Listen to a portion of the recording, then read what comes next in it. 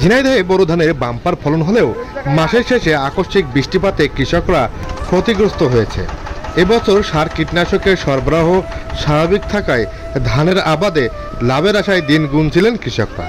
জেলায় ৭০% জমির ধান কর্তন করা হলেও ঝিনাইদহ সদর উপজেলা সহ জেলার বিভিন্ন মাঠে বৃষ্টির পানিতে কাটা ধান ভাসতে দেখা গেছে। সোনালী ধানের মৌ মৌ গন্ধে কৃষক পরিবারগুলোতে খুশির আমেজের পরিবর্তে এখন দুর্ভোগ পোহাতে হচ্ছে। আকস্মিক বৃষ্টিপাত ও দমকা হওয়ায় অনেক এলাকায় ধান ক্ষতির মুখে পড়েছে। সেই সঙ্গে ধান কাটা ও মাড়াইয়ের কাজে বিড়ম্বনায় পড়েছেন কৃষক। আবহাওয়া প্রতিকূলে থাকায় গোখাদ্য সংকট সহ আর্থিকভাবে ক্ষতির আশঙ্কা রয়েছে তাদের।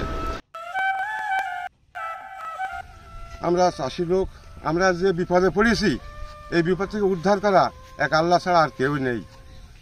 যার ধান আছে 10 বিঘে সে কেটে ফেলতেছে 8 বিঘে। আমার যেমন ধান আছে 5.5 বিঘে, আমার কাটা 4 বিঘে। পানিতে দেখেন সব ভাসছে। এই ধান কি করবে? কোন ধান কলিয়ে 2 ইঞ্চি 3 ইঞ্চি করে শিকড়ি হয়ে যাচ্ছে।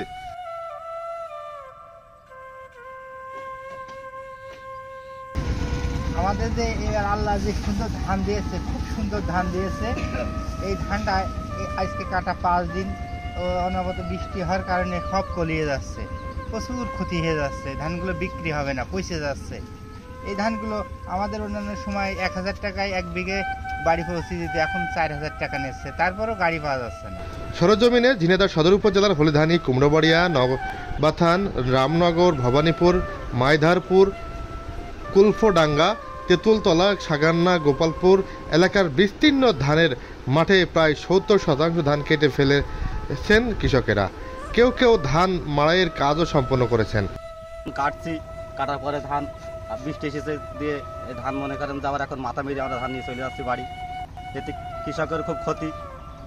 আজকে এই ধানটা নিয়ে আজকে আমরা 9 দিন ভোগান্তির মধ্যে আছি। কৃষকের উঠোনে এখন ধান মাড়াইয়ের কাজ চলছে প্রথমে। তবে নিচু এলাকার জমিগুলোতে পানি উঠে যাওয়ায় অনেক ধান বৃষ্টির পানিতে ডুবে আছে। অধিকাংশ জমির ধান কলিয়ে চারা হয়ে গেছে। ফলে এইসব ধানের ওজন মান নিয়ে দুশ্চিন্তায় কৃষকেরা।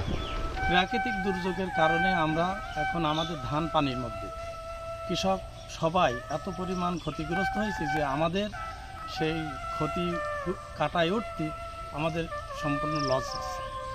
প্লাস আমাদের লসের কারণ হচ্ছে আমরা যদি আর 15টা দিন আগে ধান লাগাই তাহলে আমরা এই দুর্যোগ থেকে শুকনো মৌসুমে ধান পাওয়ার আশা থাকে এবং দুর্যোগ থেকে বেঁচে যাওয়ার একটা আশা থাকে। আর এর থেকে আমরা যে কারণে আমরা পিছিয়ে থাকি সেটা হচ্ছে আমাদের যে মায়াধরপুর সমবায় সমিতির যে সেচ প্রকল্প আছে, সেই প্রকল্প যারা নিয়ন্ত্রণ করে তারা 1 জন অথবা 5 জন গেলে টাকা শোধ থাকার পরেও পানি স্লিপ দেয় না এবং পানি দেয় না, বলে 50 জন এবং সবাই কৃষক সবাই মিলে আসলে সবাই একসাথে আসলে আমরা পানি স্লিপ দেব। এবছর বোরো ধান চাষের লক্ষ্যমাত্রা ছিল 90,194 হেক্টর জমি। সেখানে 90,280 হেক্টর জমিতে বোরো ধান চাষ করা হয়েছে, যার মধ্যে ঝিনাইদহ সদর উপজেলাতে 23,875 হেক্টর জমিতে বোরো ধান চাষ করা হয়েছে। এছাড়া কালীগঞ্জে 15,975 হেক্টর, কোটচাঁদপুরে 6,066 হেক্টর, মহেশপুরে 21,860 হেক্টর, শৈলকুপায় 13,218 হেক্টর এবং হরিণাগুড়িতে 9,306 হেক্টর জমিতে বোরো ধান চাষ করা হয়েছে। 5-6 বিঘে ধান ছিল, 1 বিঘে কাটা উঠেছে আর 5 বিঘে ভুঁই ধান একদম সব নষ্ট হয়ে গেছে, পানির মধ্যে এরকম ভাসছে। আমার 5 বিঘে ধান আছে, 5 বিঘে ধান একটা বান্দা করে শুকনোয় তুলছিলাম একরকম, আর এখন যাচ্ছে ডবল, মানে 15,000 টাকা খরচ। মহিষে গাড়ি দিয়ে তাও পাওয়া যাচ্ছে না। কুষ্টিয়া থেকে আসছেন, কিসে আসছিলেন? এইতে পানির মনে করেন যে এই বিছলেটা করতে যাই ঝড়টা খেয়ে গেছি, তার জন্য এই ওয়েদারে এসে বৃষ্টির যেভাবে ঝড়টা করতে গেল, এখন এই বিচলিতটা যে দাম হবে এই বিচলিত 10,000 টাকা হাজারও পাওয়া যাবে না, এবং সেই আশাই করতে যে সেই একই কেস।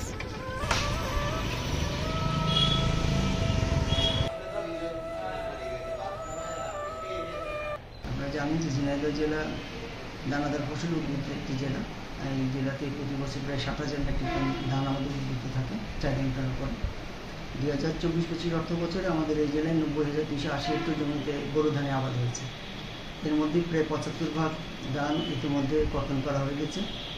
গত 2 সপ্তাহ ধরে আবহাওয়া অধিদপ্তরের একটা আবহাওয়া পূর্বাভাস ছিল যে আমাদের এই এলাকায় বৃষ্টি হওয়ার সম্ভাবনা আছে।